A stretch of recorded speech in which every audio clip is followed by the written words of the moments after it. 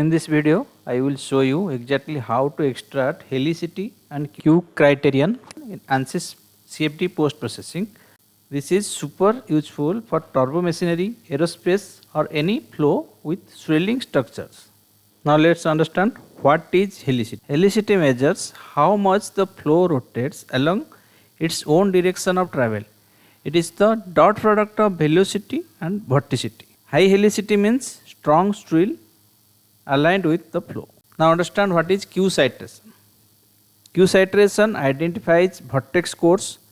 A positive Q means rotation dominates over strain. So wherever Q is greater than 0, you have a vortex.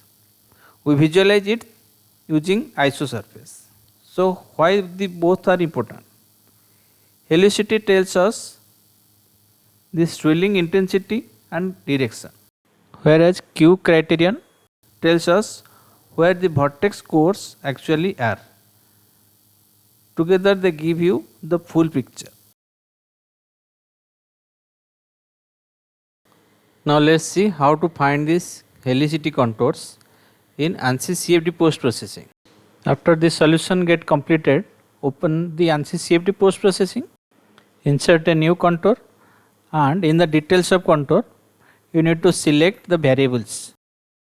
Select the location where you want the contour, and in the variable place, click on these 3 dots, select the variable from the derived as helicity,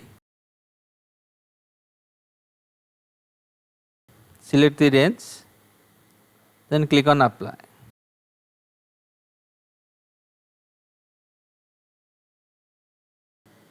This is the helicity contour.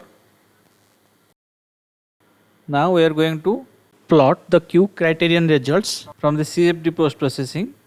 For this, insert a new isosurface. Now in the variables field, select the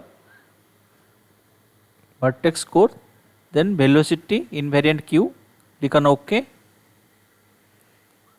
Insert a value of 500, then click on apply. It will show the areas where the Q value is 500.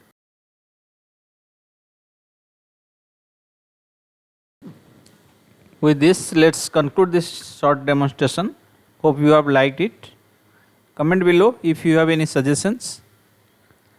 If you have liked this video, then please hit a like button.